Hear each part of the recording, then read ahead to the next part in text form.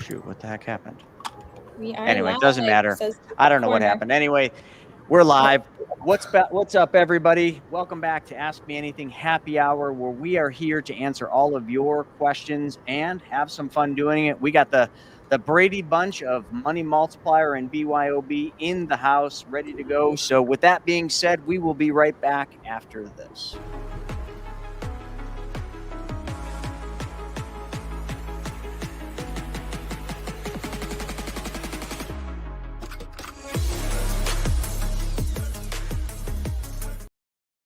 All right, here we go.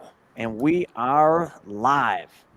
With that being said, I'm only here for a couple quick seconds, so I wanted to say hello and also goodbye to everybody. I've got to run real quick right now, but I wanted to get this sucker started and get everybody riled up. So we are ready to answer your questions. Put them in. We had an awesome wealth webinar, a lot of just unbelievable questions, to say the least. Hopefully we can continue that on. Shauna, take it from there. Okay. I also am leaving early, but I'll be here for a good half hour, and then somebody else is going to have to read these questions because my childhood best friend is on her way here, and I'm going to go pick her up from the airport. So we've been best friends since we were 12, and I can't wait to be with her. Okay, I'll pass it over to Brian. Over here. Hey, everybody, Brian Foucher, up here in Washington State once again, traveling, of course, as always, with my family before the kids go back to school. So, yeah. Having a lot of fun policies and some fun conversations. So with that, I'll go down to Linus. Hey, it's Linus from Western Kentucky, Hopkinsville, Kentucky. Always learning more and looking to help more people with the infinite banking concept. I do work on a lot of applications. So I work directly with the insurance company, getting you guys approved. And so yeah, that's kind of what my days look like full time right now. I'm gonna hand it off to, well, I can't even see my camera. Gabe, go ahead. Thanks, Linus. My name is Gabe Ratana out of Newmarket, Maryland. I'm in my jiu-jitsu school, so I'll be here usually till about 5 o'clock, 5:05, then my students start to come. I've been practicing infinite banking since 2019, and I'm a money mentor, and this week I've been finalizing the process of getting some new policies. My dad's buying a policy on my son, my newborn son, and I'm opening up another policy as well with a different insurance company. It'll be my second policy. So it's been pretty cool to go through the process again. You know, almost feels like I'm starting all over. I'll pass it over to Jason. Congrats, Gabe. You always come in with new infinite banking wisdom and how you're applying it. I love that. So hello, everybody. Happy Ask Me Anything Wednesday. Awesome to be here, Orlando, Florida. School has started. We're back to our schedule, day 3, only 177 days to go. So let's go. Let's learn something together. Over to my buddy Carson. What's up, guys? Bun, by the way. Yeah, I usually don't have a ton to say, but I do today. First off, what do you guys think of the man bun? Yes, no?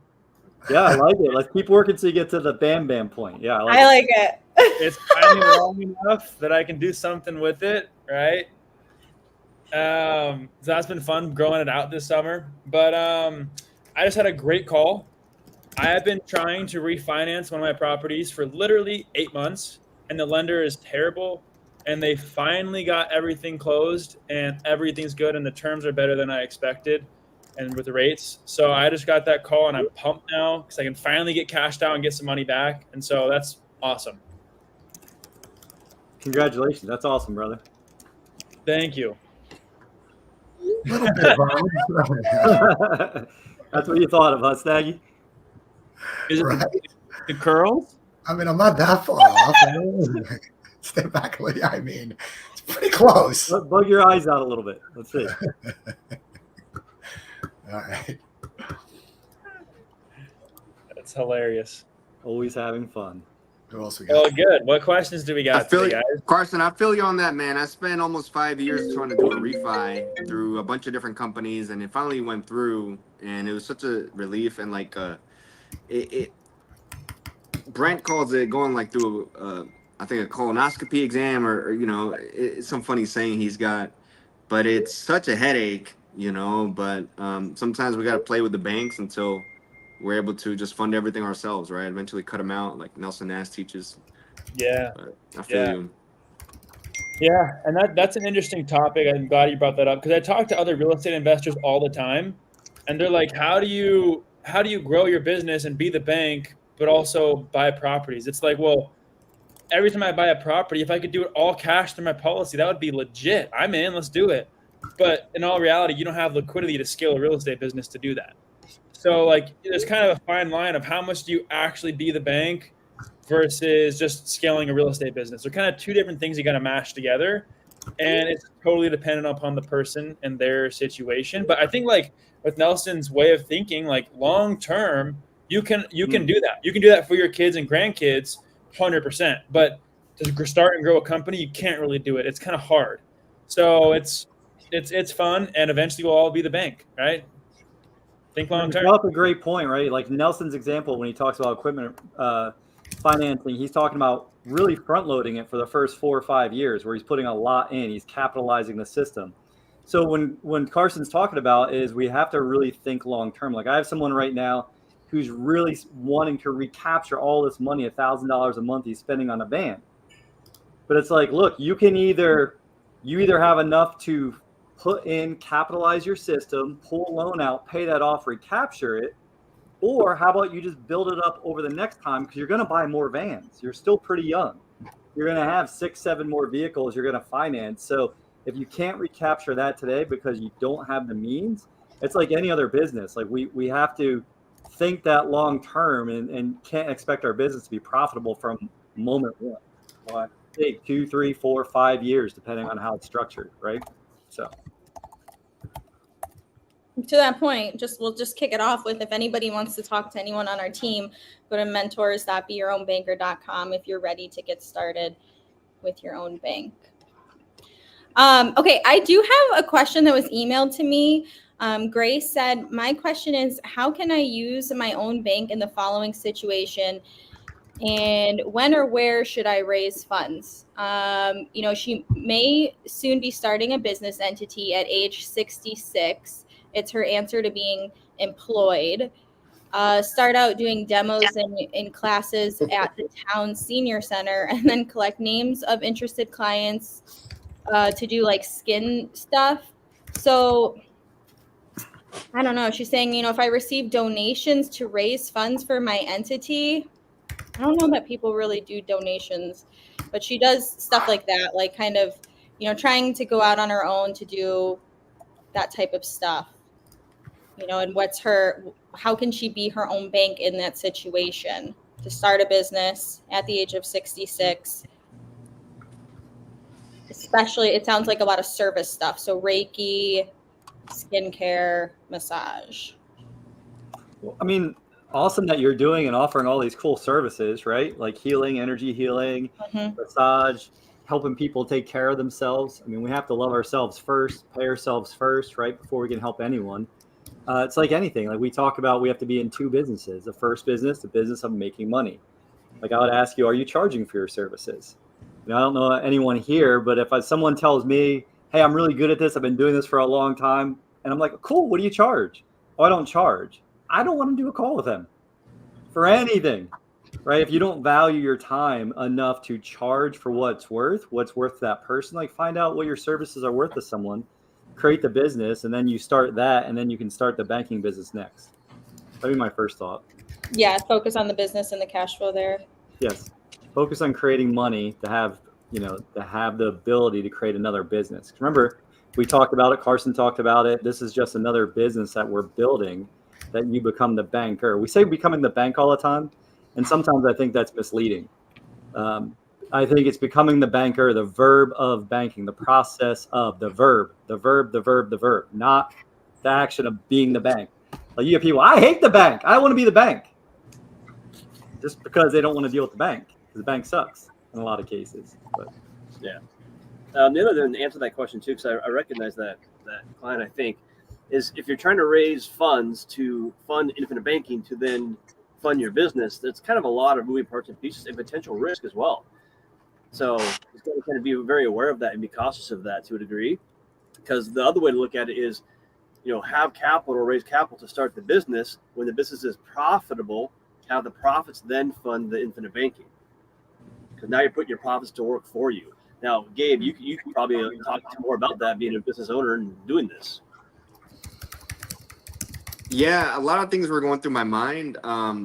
So for me, I was practicing jujitsu maybe 5 years before I even thought about opening a school. But there are different avenues to be in the industry. I could have gone into being an athlete or just being an owner or being a program director. But if you want to do the actual services, just like Jason said, you have to be able to make money in doing it, right? Are you already cash flowing?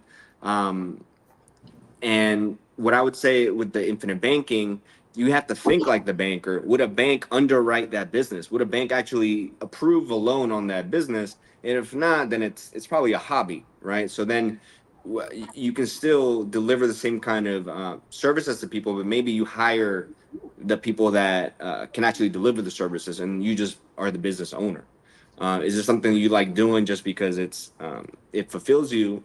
Then even but that's the flexibility with the infinite banking too, is I had some money from real estate deals, from cash flowing properties that I used into a policy to now fund my business. So I don't care if I make money or not. Obviously I want it to be profitable, but I'm still going to do jujitsu regardless. And I want this place to exist just because I want it to exist, right? So that's where they can go together. But with a money mentor, we can do a strategy call to help you look at the numbers, and we'll give you a realistic projection. And we're going to be on your team, and we'll be honest with you. If we don't think, hey, maybe not just yet, it's time to start a business or use a policy for this. We're not going to sugarcoat things just to get you to get a policy, right? So I don't know if anyone else wants to add anything, but. No, I think you said that beautifully. And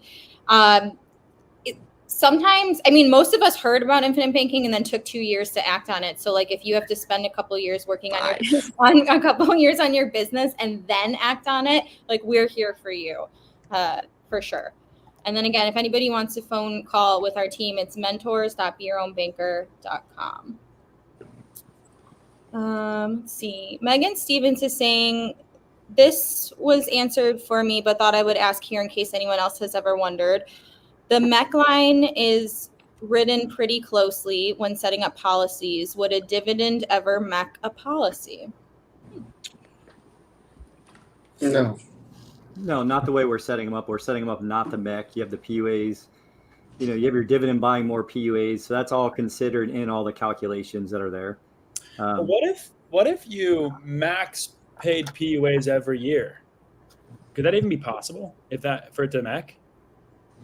No, because you're still underneath the 7 pay line. They're not going to let you MEC it in that year.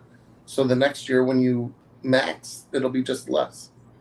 I would even think that there's a little bit more, like everything with the life insurance companies, like the more we learn about them, the more we understand why they're so successful. They're super conservative with all the projections, all the numbers, at least when you're talking about specially engineered whole life, not the IUL fantasy land, but an especially engineered whole life.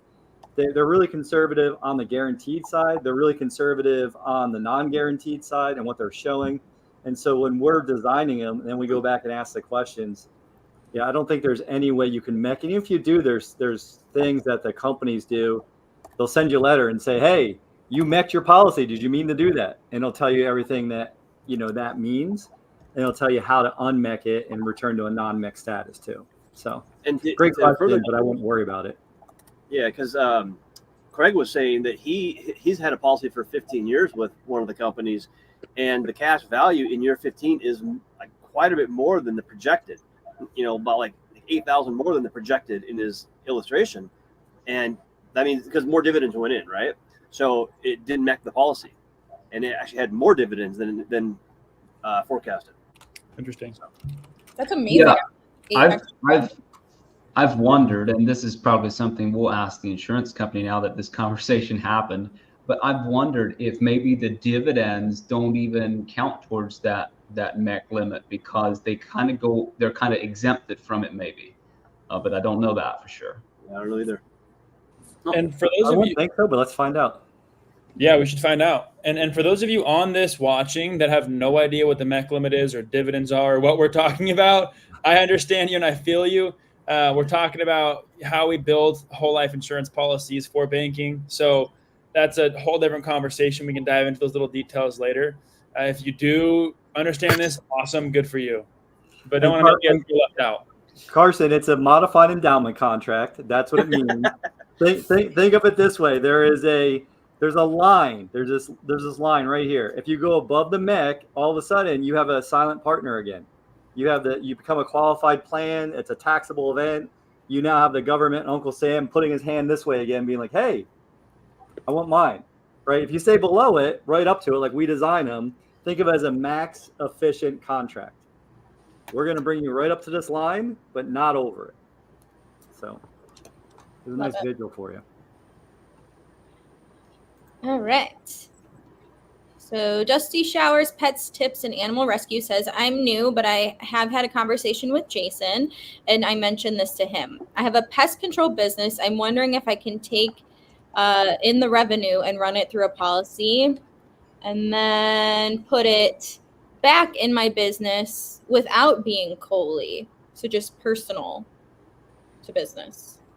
Business to personal to business.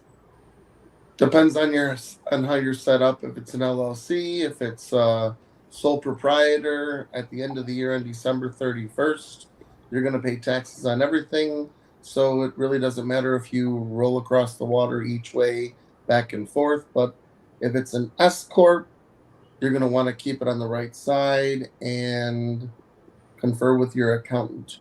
Yeah, I was gonna say CPA question, because once you start crossing bank accounts and stuff, that you can get into trouble with the corporate veil.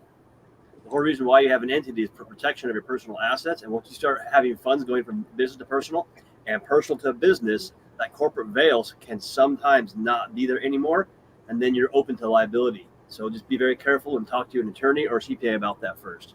And tax implications too.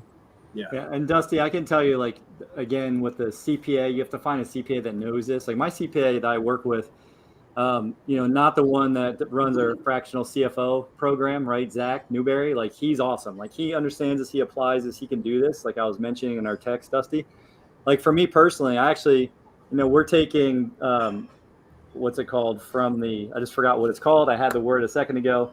But like my accountant was like, well, why are you taking all this money out of the business and putting it into personal policies and life insurance? You have to pay taxes on it. But I'm thinking long term. I didn't care if I was paying taxes right now on it. I'm not even necessarily using it. I'm using it to pay our payroll taxes, policy, and other things like that. But there are the tax implications that we're talking about, right? And they're personal policies. I'm using my personal policies to do business things, but there are tax implications to it. It's not cheap either. So. All things being equal with the entity structure, and Brian hit on it. He said, take your profits and put it into the policy. I've been looking at some of the best strategies to move the money for my business in policies. And what I kind of came up with was like savings first, put your savings into the policies, then profits. And then eventually, like Nelson Nash teaches, is all your income will flow through.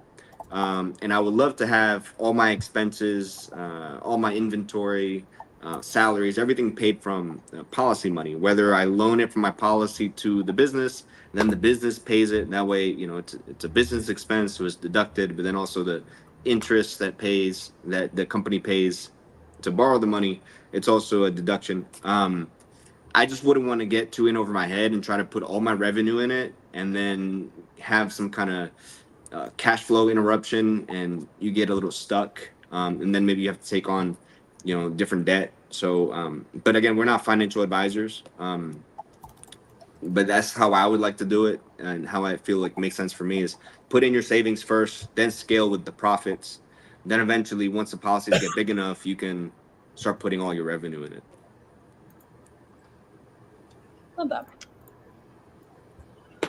All right. Snaggy, I'm always wondering what you're smiling about when you come back with those moments. I text him and I go, you got to watch these videos back. I go, because your hand does all this like weird stuff that it's like a puppet the whole time. That's what I just said to Stephen Nagy. So if anyone else sees that, that's what I see. Stephen Weird hand puppets. Okay, I'll look for that now. Sometimes I forget I'm on camera. All right, Matt saying, hi, so how do you guys plan for expected dropping of household income when thinking of how much premium deposits should be? We have more cash flow now, but once my kids are old enough, we'll be going down to single income household to keep them out of low security prisons and government indoctrination centers, which I think is his way of saying homeschooling maybe or something. I don't know. People have to understand that after year Out of college, all of our policies drop to just the base. So if you start off with $1,000 a month, $12,000 a year, that's only for 10 years. And then the term falls off if added, or the PUAs falls off, and now you're just doing base. So now it's a quarter of what you were originally starting with, or somewhere around there, depending on how the policy was built. It just goes down to the base. So Joe's saying you have flexibility, Matt. You have flexibility on how it's set up. But I would also say I would challenge your thinking a little bit in this. Like, I'm reading this as someone who, like you said, you're going down to single income, but are you guys really looking to lower your lifestyle and everything else too, a couple of years from now and live more scarce, not be more abundant? So how could you do other things that create more cash flow and do other things with the policies, right? Like how could you have a better lifestyle on one income, or maybe make more on one income? We teach you to get out of debt and then start moving your money. What are you going to move your money into? Different investments. Investments make you what? More money. Well, also, okay, I had the same thought, Matt, when I was trying to pick my number for the first year, but then ultimately it depends on how old you are too. But after 10 years, they all go down anyways, correct? Yeah. So like I kind of had that like mentality of like, can I afford this at least for the next 10 years? And then the premium deposits are less on year 11 there forward. So I'm not sure how much time frame you're looking at. But I'll talk just in the first 10 years, I'm already over 4 policies. So, I mean, you're just talking one policy for 10 years. And if you keep doing what we're supposed to do, the way Nelson says, you're supposed to keep purchasing more and staggering them. And that's going to be making you more in the long run also.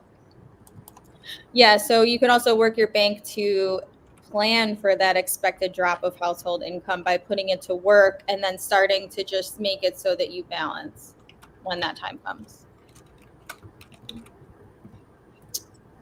Okay, Eve is saying probably a Hannah question. How long after someone has suicide idealization on their medical record could they be approved for an insurance policy? What about drug use and now sober, asking for friends? That's a great question. I mean, it's a pretty easy answer. We would just go to preliminary underwriting. Like, get as many details as possible. Have your friends share as many details as possible, because the more we know, because they're going to come back and ask us certain questions and let us know, is the person insurable or not. It's pretty easy. We just email the insurance company and ask them. And one of the biggest factors is time between those situations and today. Because I've dealt with this on a client here recently, and it was drug use and all that kind of stuff. And I think it's going to vary between person and the situation, but it was 5 years. And they were okay. And then another client where they'd had something had happened like last year, and so they couldn't get a policy. So just reach out to one of us, we'll get the information and ask, as Jason said, preliminary underwriting, and get that answer back. Yeah, something simple like this, Eve. You could email Hannah or any of us asking the question, and we can just go to preliminary underwriting rather than having a whole call and everything. We can just start gathering some information. Sometimes you don't need a full call to figure something out, right? So. Yeah, but I appreciate you asking in case anybody listening also, has those concerns. Yeah. Okay. David is saying, hello, all. My policy anniversary is 1 month from today with One America. Wondering what to expect. Will interest and dividends be added to PUA on that day?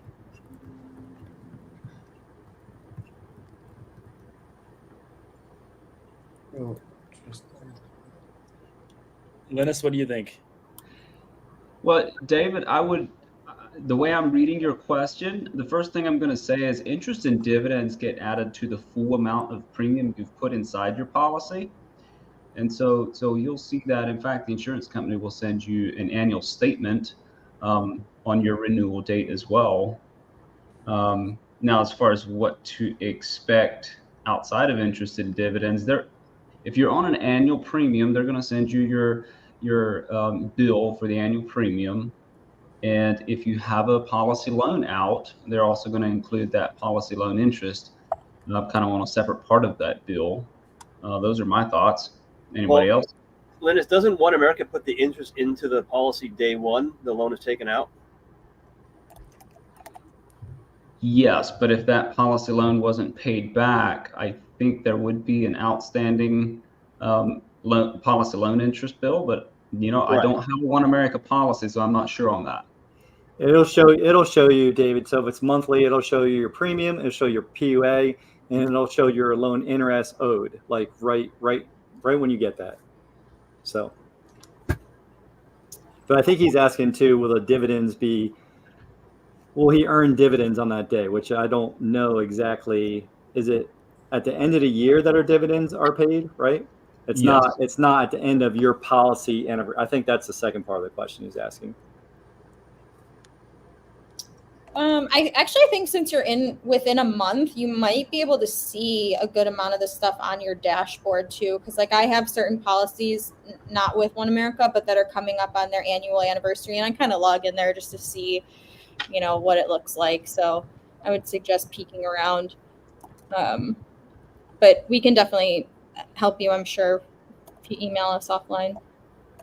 Yes, your implementation specialist can answer all those questions better than any of us probably. Yeah. They work with that every day. Yeah. I also want to say a shout out to Damian Robinson. He just started his second policy and he's in Columbia. I wonder if he's knows Noah and Christy Harris.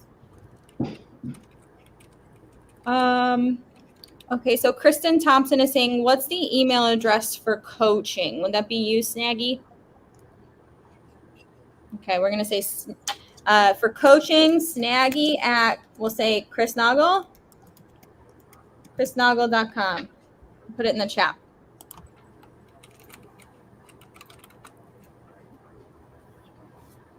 Okay. Just a man is saying, how can we start with very, very little savings and only a few hundred cash flow a month to use to put in each month? Need more information. Probably need a little bit more information on like your age, gross income, those kind of things. Those are sort of the things behind the scenes that we have to use to see what we can do for a policy. So I think in the meantime too, what Craig Yenny from our team does is just act as if you're doing it right now. If you have a few hundred cash flow a month, just start setting that aside and just make sure it's sustainable, and that realistically could be something. I was going to suggest financially weighing in, just a man. Like get a full, if you don't have a full picture of where you're at, where your money's being spent, whether it's expenses, lifestyle, future self, really get all those numbers dialed in, write them all down, track them for a while, and then like Shauna said, act as if for a while. Start paying yourself the amount that you want to be putting in as premiums, and just prove to yourself you can do it, because that progress will have you feeling really good about yourself. It'll lead to happiness, right? And then you can start working from there towards putting a policy in place. I'd like to add one thing too, that No, this is a deposit. This isn't a bill. So it's not really how much are you running through on a monthly basis. It's what is being left in on a monthly basis. So I just built $1,000 policy and they were leaving in $235. So they still had the ability to take out that $770. So least, it depends on all situations, but it's not what you're putting in, it's what you're leaving in. And the ability to run through is what makes you the interest. Cool. Again, I'm just going to put on the screen, though, anybody who's interested in talking to one of our mentors, it's about, I think, 45 minutes long is the call to video call, one-on-one, mentors.beyourownbanker.com. It could be a phone call, too, if you don't understand how to get your video working, so no worries there. Navigate your ventures is saying, if my trust becomes the beneficiary of my personal policy, then do I still pull money out for investments like before, or is there an extra step involved? Is it a revocable trust or an irrevocable trust? That's first question. Second question is, if it's irrevocable, then the trust must pay for the policy. If it's irrevocable, you can bring it in and out and kind of run either way you want. I'm wondering a little bit what really that question is. If he's asking about the trust being the beneficiary, that could mean he could still personally be the owner and the manager of the cash value. Oh, so it's not the owner, it's the beneficiary. Yeah, That's what the question says. Yeah. Oh, the beneficiary means nothing. Yeah, it's the owner. It's the owner of the trust. So yes, you can do anything you want if you're still the owner. And it wouldn't be through your trust, it would be just through you. Correct. Yeah, exactly.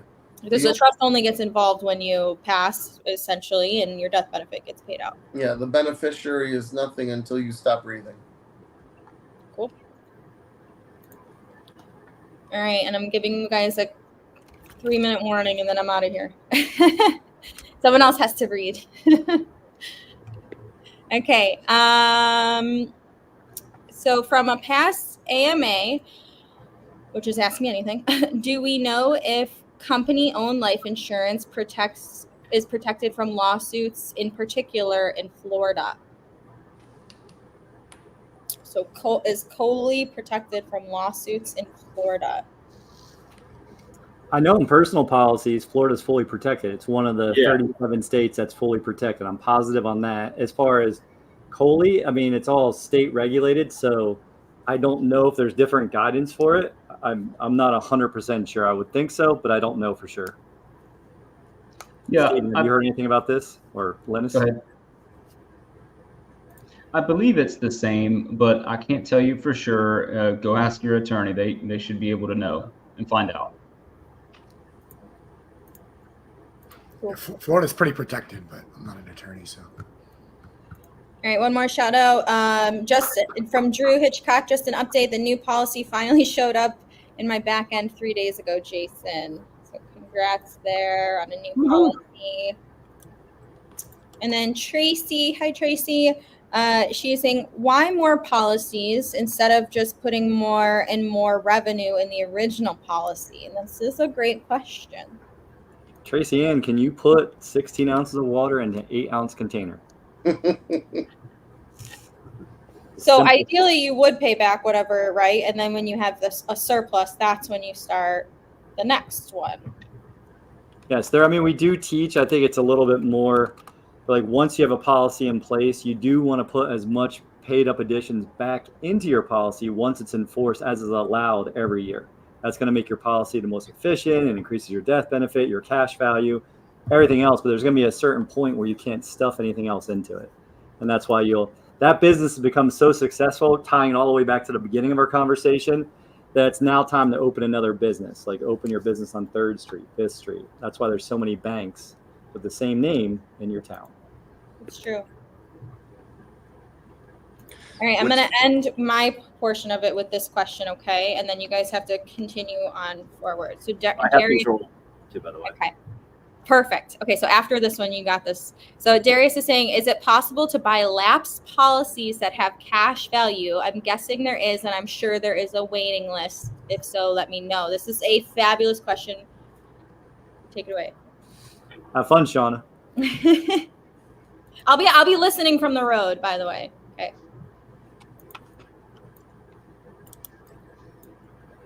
So I'm buying lapsed policies. Has anybody bought a lapsed policy before? You can't buy it if it's lapsed or it's gone. But right before it's lapsed, there's people who do want to surrender their policies that you could step in and pay them off essentially to buy the policy. You could pay them, a portion above what cash value they have available, so they get something out of it too, and you get now a fully funded policy, possibly years into it.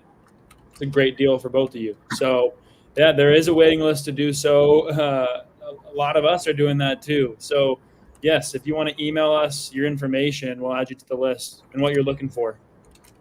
Yeah.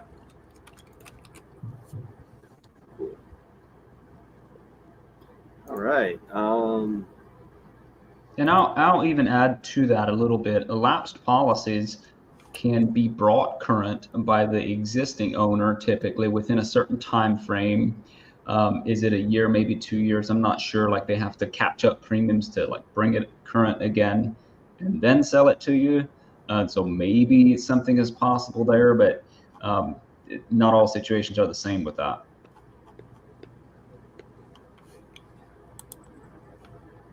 Thanks, Linus.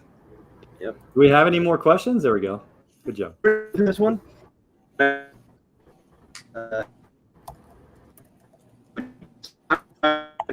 Expect household income when thinking of how much premium deposit should be. More capital now, but once my kids are old enough, we'll be going down to single income household to keep them out of the low security prison government indoctrination centers. I like that one.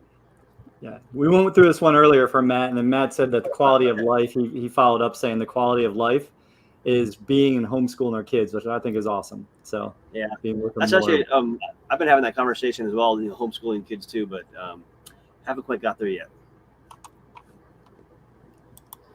Let's see here. I don't see any of the questions in here. So I'm seeing one from David and Dorothy Shearer. I don't think we hit that one. Can a qualifying exam for a whole life be performed in Alaska?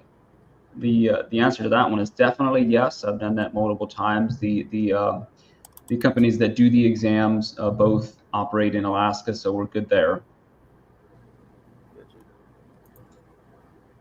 Perfect, Linus.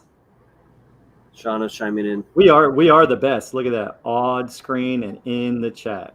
So, nope, we're at the end. Anybody else have any cool calls they want to talk about, questions, things that came up this week?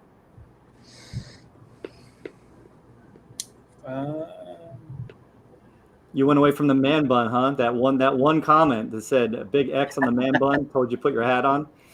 No, I just kind of hurt my head actually. I was kind of over it. Got a little too tight? Yeah, I don't know. The most important thing is, what does Anna think about that thing? She thinks it's kind of fun, but I probably won't do it very often.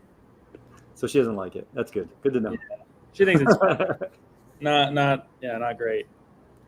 When I was your age, I tried, but it didn't work too well. Yeah, I tried, it all came off. In fact, when I was your age, Carson, I still kind of looked like this. So that's awesome. Linus, you could do it with your beard. He's got some good hair too. He's probably pretty close to being able to do a man bun. So no, not at all, Jason. Not at all. No, not at all. Dude, my brother-in-laws would disown me, man. Let's see, Terry says, if you max all PUA, is that when you open new, or do you pay all loans back also? Good question. What do you guys think? Depends when money's out. Yeah, it depends. For me, I would say if you have more income every year you want to run through your policy, I'd go pay more premiums. I'd go get another policy. But if you don't, and this is like a one-time thing, you have some extra cash, just pay back loans. That's completely fine too. But an interesting question. I get that one actually quite a lot. Like, what is the best use of the money sometimes, right? And I just say it depends on what you're trying to accomplish too. Yeah. Like if you're looking to protect the family, then maybe it's opening another policy. If you're, like you said, Carson, just having a one-time windfall that's coming in, and maybe you're paying that loan back so you can use it again, right? Yeah. So Yeah. Let's make an example. Let's say you're doing, $10,000 or $20,000 a year, and you've been doing it for 4 or 5 years, and you have that 100,000 out making money in investments. So if that money came back, it would be able to backflow into your policy. But that interest needs a place to go, right? So in that case, you definitely would open another policy. If the cash flow coming in would overflow, if all the money came back, then yes, you would open another policy. Here's a question: how much could your child's policy be? What does that mean? It's a great question. Yeah, Good question. there's a little bit more to that answer though, but $25,000 a year. Yep. There's one answer. Now, And premium? yeah, Devin did 50 on his kid. Ariana's got 25 Yeah. a year. It's going to depend, right? It's pretty hard to put that much into a kid's policy to get approved. I mean, a lot of times this is a general rule of thumb. It's reverse engineered based on the total insurance on either the mom or the dad. In most cases, it's usually up to half up to $1 million for most of the carriers we work with. Now, if we can write a reason why you can carry that much more insurance, you can get people to consider that. That's going to be more about planning. Like the parents are carrying way more insurance on them. It makes sense for an estate perspective to be able to carry that much insurance on your kids, because usually you're not able to put more than $10,000 a year on a kid's policy. Sometimes it's going to be 4, 6, 8,000. Just depends on how old the kids are and all these things. A lot of variables. And Jason, you can't get a child's policy unless the mother or father has insurance also. And you cannot unequally insure your kids. I just actually was working on this during our meeting earlier, putting together policies from 8 years old up to 17 for 4 kids. And the equal premiums range from $250 a month up to $294 a month to have them all equally insured. Right? So it's pretty easy to do, but it's all reverse engineering. And like how's this? I talked to a guy earlier that he was a super nice guy, nice man. He was a pastor. He was a security officer, a little bit older. He took custody of his now deceased daughter's youngest son, who's 8. Right. And so tragedy there, but now he wants to leave him in a better place and set up a policy for him. Carried very little insurance on his body, like $20,000. And so when the kid's 8, putting $100, $150, $200 a month into the policy, put like almost $200,000 on him. So like a potential workaround there would be, okay, well, let's do a term for him so you can insure the kid, right? If he didn't have the kind of money. So there's ways that we can get creative depending on what your goal is. His goal is very clear. I want to leave legacy for my youngest grandson, right?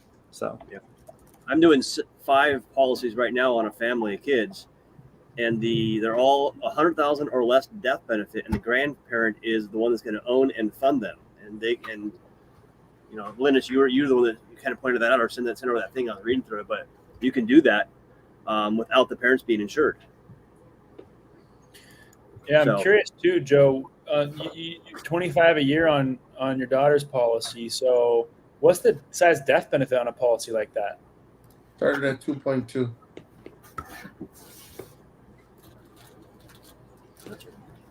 Interesting. Casual Credit Gaming says, how do y'all value peace of mind versus having the money always working? I never use more than half of my cash value because I know it's there in case of a catastrophe. That's just reserves, having a reserve set aside somewhere in case something happens. 6-month reserve, 12-month reserve. Yeah, having a side of policy is a great place to have it. Depends on your cash flow. If you're cash flowing $20,000, $30,000 a month, how much do you have to keep in reserves because it's coming in? I like their question. How do you value the peace of mind though behind all of it? I think it's good to have reserves. I think it's good to have money out working for you, but you want to make it easy for you. If it's too complicated, it's not worth the time. So I think it's really something for you personally to figure out. And it sounds like you have a good plan. If that's what you like. It makes you feel warm and fuzzy. Stick with it. Mindset and math, always the two parts of every conversation. So yeah, some people might want a 50% or 6 months, 12 months of liquidity in their account. Some people might want 2 months because they, like you said, they know they got cash coming in and they're comfortable. So, and I'm sure it'll ebb and flow every year based on your income and investments. And I like what Casual Credit Gaming is doing, though. They're keeping all of that extra inside a policy for liquidity. Sure. Most people are still leaving it sitting under their bed, under, in a safe or in a savings account, thinking that's the quickest way. But we know the banks don't keep their money there, right? So where do we want to warehouse our wealth? In the policy. Okay, in our privatized banking. And we're not all riverboat gamblers like Joe. So, some of us are a little bit more conservative. Go for it. Casual Credit Gaming just replied and said, hypothetically, 20 grand a month of cash flow. How safe is that? Is it from an investment? Yeah, Joe's example is referring to investment income, passive income, probably, or just consistent business income. Yeah. I'm just throwing 20,000 out. That's not me. Yeah, add a zero for Joe. It's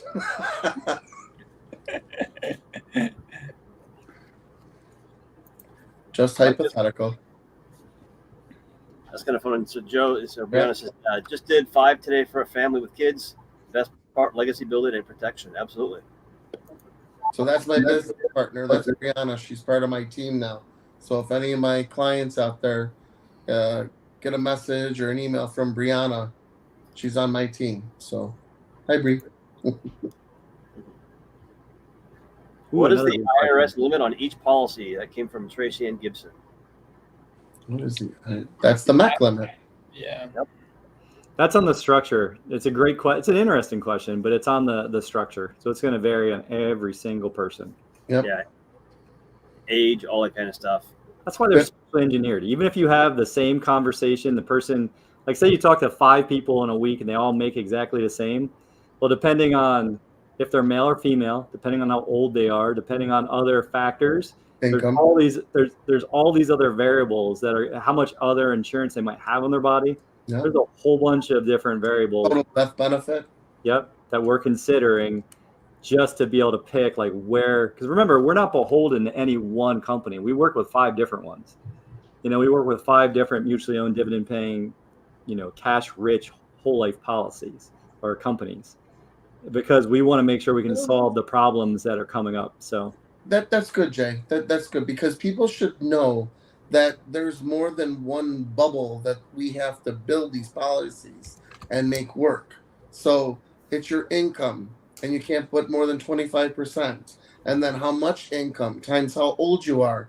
Are you 30 and that's times 30% for a death benefit? Or are you 60 and that's only times 15% or times 15 for the death benefit? So if we build a policy, it has to fit in this bubble, this bubble, this bubble, and this bubble, so everything works. So it's not just like one little button and say, okay, all done. There's a lot of things that go into it. Joe, it's good you brought up, and we don't talk about a lot of that. Joe's talking about the human life value. I don't love that term, but the reason why these companies are profitable for so long is the actuaries know when you're going to die. Yep. Like almost to the minute. And they're not following you around and like knocking you off, but they know. They've just been studying science and all the different calculations that go into it. So that's part of the consideration as well. We need to know, like if you're really young, like, you look at some of Devin's policies, like I couldn't have those same policies. I can't carry as much death benefit on my body unless I'm making more than Devin, because I'm going to be 50 this year and Devin's still in his 30s. Mm-hmm. So he can, and same with Carson's a better example. Like Carson can carry a lot more death benefit, and a little bit of money is going to give him more death benefit than it would me or old man Joe, Yeah. Which sucks because I can't get as much money into it as I want. Maxed by the death benefit. Gotta make more money. Make more money. But how do you make money? You make more money. All right, let's walk through some of these last questions here. Antonio said, my mother could not be approved for a policy, so if she takes one out on my life, she can be the banker and build her policy off of my life? Short answer, yeah, Absolutely. Yep. Antonio, you would go through the process, and at the end, then you would transfer ownership to your mother, and then your mother would be able to utilize your policy by utilizing your life as the insured. I've done it twice this year. Helped a guy, get started with his son, who's a firefighter, and then just helped another woman get started with her son, who, qualifies preferred non-tobacco. But you have to have that relationship with your parents too. Like, hey, because you're not going to literally be able to own the policy on them, most likely, right? They're going to own the policy. You can just be the one funding it and stuff. And then once in force, you can change the assignment if you guys have that agreement. So. So Brianna did clarify here 20-25% of your annual gross. Actually, for Lafayette, I had someone who was doing like 40%, but they're an extraordinarily high net worth, high income earner. And then the company's going to go through some more underwriting to do that and verify. But yeah, if you're a very high income earner, you can do more than that actually with some of the companies. Let's see here. Casual Credit said, if you got a policy on your first kid, then have another kid 2 years later, let's say, does the face amount of the policy on the new kid need to be equal to the original face amount for kid number one? Oh. Well, the rest of it says, or now, because if you think about it, the death benefit on the first kid probably went up over those first 2 years. It would need to be equal to the current death benefit, but there is some wiggle room there. So it's just a matter of custom designing it to fit. It's all going to be dependent on what your annual or monthly deposit's going to kind of be about. Especially if you're going to get it when it's a newborn. You're not going to be able to put in as much as a child that's 3 years old. And we can always ask the underwriters too ahead of time and say, hey, here's the situation. What's the minimum, maximum premiums and death benefits? And we can get an answer ahead of time. Sure. Amon said, my wife is a stay-at-home mom, so policies reduce human life value if someone isn't working. If you're married, the wife is eligible for 3/4 of the death benefit of the working spouse. And the working spouse typically has to be insured or uninsurable. Is that correct, Joe? Right. Yeah. Well, no, just has to be home. So if Armand has a job and he gets a death benefit of $1 million and the wife stays at home, doesn't matter if she's not being able to work or not, just a stay-at-home wife is eligible for 75% of the death benefit of the insured. Right. Sometimes more. If you write a preliminary, if you write a letter, right, kind of explain a cover letter, why, and explain why from a estate planning, who they are, why they want that coverage, all those type of things, like what hardship that the husband might have if the wife passed away, then you can get approved for closer to their total death benefit. So yeah, I believe the companies we work with will allow for the non-working spouse to have the same amount of death benefit as the working spouse up to certain limits. So maybe $1 million, maybe $2, $3 million before it becomes less than the working spouse's coverage. I know we got my wife approved for more death benefit than me, but that's because I have a lot of kids. I would have a lot more to deal with if my wife passed away and I need to quit working to take care of my kids. Yep.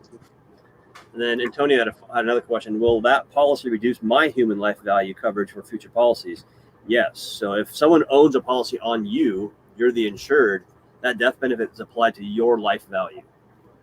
So let's see.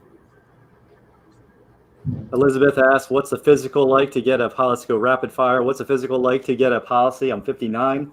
It's simple. It's height, weight, blood, and urine, right? It's making sure you're as pretty on the inside as you are on the outside. Knight of Israel, do you have a list of whole life insurance policy companies that have the ability to do an IBC in Utah? Well, most of them can do a policy in any state, New York being the one-off, but yes, there's multiple companies that can do a policy in Utah, and all the ones that we work with can do it. So, One America and Lafayette are our go-tos. Yep. Okay, that's. I love it. We got real quick. Yeah. They order medical tests for kid. Open a new policy. No, usually they do not do that for kids. So, but you do have to sign, the guardian has to sign something in a medical form for the kid. And so I've had situations where a child has had medical issues, and so that does come into play. So the parent has to disclose if there's been anything in the past on the child. In this case, they had had a lot of medications and some other things done, and the child was not insurable. So you have to disclose it, but no medical. So just ask for during the application. It's best if you provide your pediatrician's information and all that kind of stuff, so that way the insurance company can follow up with them easier. That's all. Just full disclosure. We're trying. Every insurance company, again, they're not willy-nilly. They're not profitable for every year they've been in business because they're just like, hey, yeah, we're all going to be partners. They're actually going to look at you and see who is a good partner, who has good habits, who's got good health, all the things. So, lower the risk. And one last one. Okay. What does the dividend maximizer rate mean? This is not like a name of a thing that we created. What is this? It's in the dividend maximizer rate. It's inside the AUL contract. You'll see it's referring to how much of the dividend. I have to look. Isn't it tied to the indexing? Weird. Isn't it tied to the indexing piece? No. It's different. I had to go look it up many months ago because it never comes up. But I'd have to go back and look it up again. I don't remember off the top of my head what it is. Yeah, it's weird. I don't think it's called dividend maximizer rate, though. I think it's called the dividend crediting option rider, and that's something else. I think maybe this is a piece of an IUL that. I was just gonna say, isn't that for an IUL? Maybe. If Chris was here, he'd get angry. He would know. He'd tell us. So true. So, by the way, James actually. I'm going to poke Chris and get him all fired up. Yeah. Sorry. Yeah, James. Did that come up on your policy, James? He's actually an enforced client right now, by the way. So. Do you know which company? Do you know which company? Yeah, James is with. Oh, wait a minute. He's AOL. Yeah, James, you have an AOL policy. One America. Yeah, so he popped in there a rate that we declare each year that is used in the calculation of the index dividend crediting option. Yeah, that's right. This is the annual rate of return in the index value. So that, I don't know. I mean, go ahead if you want to explain that. I mean, the indexing means you're tying your dividend to the market, to the index fund, which we don't really recommend. I mean, you can do whatever you want, but we're saying, hey, have it buy more paid up additions because that gives you more cash value, more death benefit. Every time you do that, it buys you a little mini policy that's designed pretty much like your original policy. It just makes you think. It's an option you can choose to have your dividend go into, which I don't know anybody that's doing that, by the way. I'm doing this, so I'm not in the stocks. Yeah. I did hear someone say one time, though, just to end. I did hear someone say one time, if you want an IUL, I'd rather you get a whole life and have your dividends by indexes. If you want the upside of the index, I'd rather you do the whole life anyways. So anyway, there's a weird idea. If you do really want to get in the stock market, you love mutual funds, and you'd rather it be internal in your policy, you can always add that on. That's actually a great reframe. Yeah, just give them what they want and let them do that. But I still hate it. But it's better than having an IUL. Better than an IUL, yeah. Yes. And we love everybody. We don't have a thing against IULs. It's just when you have people coming to you all the time telling you that they've what's happened to them, it's kind of hard to stay neutral at some point. We love you guys. We don't want you getting screwed over. So, Snaggy, take us home, brother. You're just doing your hand thing. Come on. Hey, I get to talk finally. Yes. Nice work, guys. Nice work. You know I'm thinking if I guess my hand's moving. So we learned something about me today. There we go. I didn't see your hands moving very much, bro. All right, cool. Yeah, thanks for being here. So let's see what's going on next weekend, the 3-day training. So hopefully you guys have a ticket for that already. It's Friday, Saturday, Sunday, the 23rd, 24th, 25th. And hope to see you there. If you need to get a ticket, send me an email, snaggy@chrisnogla.com, and I'll give you a discount for $100 off, and I'll throw in a hat or a shirt or something. shoot me an email. I'll send you a link to get started for that. It's $297, $100 off. So $197. Give you a hat or something too. It's next Friday, Saturday, Sunday. We record the entire thing. It's one of the best trainings we do, especially if you're new to everything we teach. It really lays it out in a beautiful way. And it's a really powerful training. So with that being said, thanks for being here today, guys. We'll see you very soon. Team, appreciate you guys. Bye all. See you next time.